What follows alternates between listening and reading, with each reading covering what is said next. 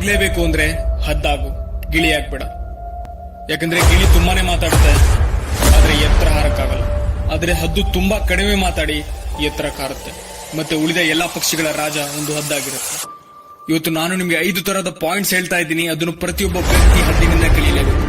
ಮತ್ತೆ ಲೈಫ್ ನ ತುಂಬಾನೇ ದೊಡ್ಡ ಲೆಸನ್ ಇದೆ ಈ 5 ಪಾಯಿಂಟ್ಗಳಲ್ಲಿ. First lesson, eagle flyer. ಹದ್ದು ಒಂಟಿಯಾಗಾರುತ್ತೆ, ಆದ್ರೆ ಎಲ್ಲಾ ಪಕ್ಷಿಗಿಂತ ಎತ್ತರದಲ್ಲಾರುತ್ತೆ. ಹದ್ದು ಒಂಟಿಯಾಗಾರುತ್ತೆ, ಆದ್ರೆ ಯಾವತ್ತಿಗೂ ಗುಬ್ಬಚ್ಚಿ ಮತ್ತೆ ಚಿಕ್ಕ ಪಕ್ಷಿಗಳ ಜೊತೆ ಹಾರಲ್ಲ. ಹದ್ದು ಏನಿದ್ರು ಹದ್ದುಗಳ ಜೊತೆ ಆರುತ್ತೆ, ಇಲ್ಲಾಂದ್ರೆ ಒಂಟಿಯಾಗಾರುತ್ತೆ.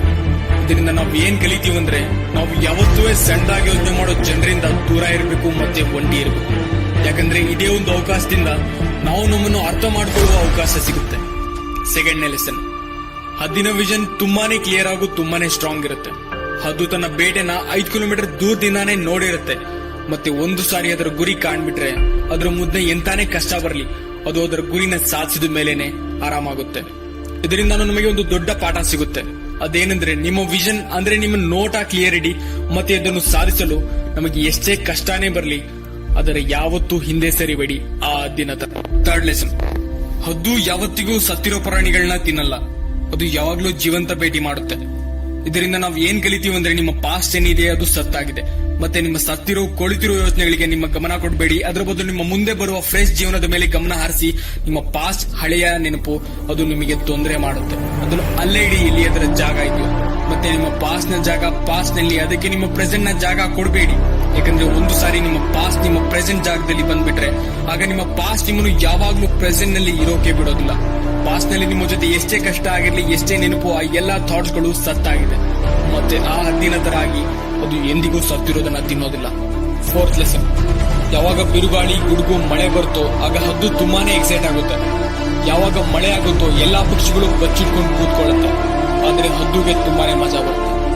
ಯಾವಾಗ ಬಲವಾದ ಗಾಳಿ ಬೀಸುತ್ತೋ ಆಗ ಹದ್ದು ಆ ಗಾಳಿ ಜೊತೆನೆ ಇನ್ನ ಎತ್ತರಕ್ಕೆ ಹಾರುತ್ತೆ. ಮತ್ತೆ ಮೇಲೆ ಹಾರ್ತಾ ಹಾರ್ತಾ ಅದು ಇಷ್ಟು ಎತ್ತರಕ್ಕೆ ಹಾರುತ್ತೆ ಅಂದ್ರೆ ಮೋಡಗಳಿಗಿಂತ ಮೇಲೆ ತಲುಪುತ್ತೆ. ಇದರಿಂದ ನಮಗೆ ಒಂದು ದೊಡ್ಡ ಪಾಠ ಸಿಗುತ್ತೆ, ಅದೇನೆಂದರೆ ಕಷ್ಟದಲ್ಲೂ ಮಜವನ್ನು ಹುಡುಕೋದು. ಮತ್ತೆ ನೆಪೋಲಿಯನ್ ಹಿಲ್ ಒಮ್ಮೆ ಹೇಳಿದ್ರು, ಪ್ರತಿಯೊಂದು ಸವಾಲು ತನ್ನ ಜೊತೆ ಒಂದು ದೊಡ್ಡ ಅವಕಾಶ ತರುತ್ತೆ. ಅದಕ್ಕೆ ಈ ಹದ್ದಿನ ತರ ನೀವು ನಿಮ್ಮ ಆಪರ್ಚುನಿಟೀಸ್ ಗಳನ್ನು ಗುರುತಿಸಿ. ಮತ್ತೆ ಯಾವ ದಿನ ನೀವು ನಿಮ್ಮ ಆಪರ್ಚುನಿಟಿ, ನಿಮ್ಮ ಅವಕಾಶಗಳನ್ನು ಗುರುತಿಸ್ತೀರೋ ಆಗ ಎಲ್ಲಾ ಕಷ್ಟಗಳು ನಿಮ್ಮ ಕೆಳಗಿರುತ್ತೆ ಮತ್ತೆ ನೀವು ಆ ಕಷ್ಟಗಳ ಮೇಲೆ ಇರ್ತೀರ. ಫಿಫ್ತ್ ಲೆಸನ್, ಹದ್ದು ಯಾವಾಗಲೂ ತನ್ನ ಗೂಡಿನಿಂದ ಸಾಫ್ಟ್ ಹುಲ್ಲನ್ನು ತೆಗೆಯುತ್ತೆ. ಯಾಕಂದ್ರೆ ಹದ್ದಿನ ಮರಿಗಳು ಆ ಗೂಡಲ್ಲಿ ಕಂಫರ್ಟಬಲ್ ಆಗಬಾರ್ದು ಅಂತ. ಮತ್ತೆ ಏನಾದ್ರೂ ಹದ್ದಿನ ಮರಿಗಳು ಆ ಗೂಡಲ್ಲಿ ಕಂಫರ್ಟಬಲ್ ಆಗ್ಬಿಟ್ರೆ ಅದು ಅಲ್ಲೇ ಇರಲು ಇಷ್ಟಪಡುತ್ತೆ. ಆದ್ರೆ ಹದ್ದು ಈ ತರ ಏನೂ ಆಗಕ್ ಬಿಡಲ್ಲ. ಹದ್ದು ಒಂದು ಪಕ್ಷಿ, ಆದ್ರೆ ಅದಕ್ಕೂ ಗೊತ್ತಿದೆ there is no growth in comfort zone ಅಂತ. ಅದ್ರಲ್ಲೂ ನಾವು ಮನುಷ್ಯರು, ಮತ್ತೆ ಮನುಷ್ಯರಾದ್ರೂ ತುಂಬಾನೇ ಜನ ಈ ಮಾತನ್ನು ಅರ್ಥನೇ ಮಾಡ್ಕೊಳ್ಳಲ್ಲ. ನೀವು ಎಷ್ಟು ನಿಮ್ಮ ಕಂಫರ್ಟ್ ಝೋನ್ ಅಲ್ಲಿ ಇರ್ತೀರೋ ನಿಮ್ಮ ಲೈಫ್ ಮುಂದೆ ಬರೋ ಟೈಮ್ ಅಲ್ಲಿ ಅದಕ್ಕಿಂತ ಹೆಚ್ಚು ಅನ್ಕಂಫರ್ಟಬಲ್ ಆಗುತ್ತೆ. ಡೇವಿಡ್ ಗಾಗಿನ್ಸ್ ಒಂದು ಮಾತು ಹೇಳ್ತಾರೆ, ನೀವು ನಿಮ್ಮ ಲೈಫ್ ಅನ್ನು ತುಂಬಾನೇ ಕಂಫರ್ಟಬಲ್ ಹಾಗೂ ಸಾಫ್ಟ್ ಲೈಫ್ ಅನ್ನು ನಡೆಸುವ ಅಪಾಯದಲ್ಲಿ ಇದ್ದೀರಾ. ಮತ್ತೆ ನೀವು ನಿಮ್ಮ ನಿಜವಾದ ಕೆಪಾಸಿಟಿಯನ್ನು ಎಂದಿಗೂ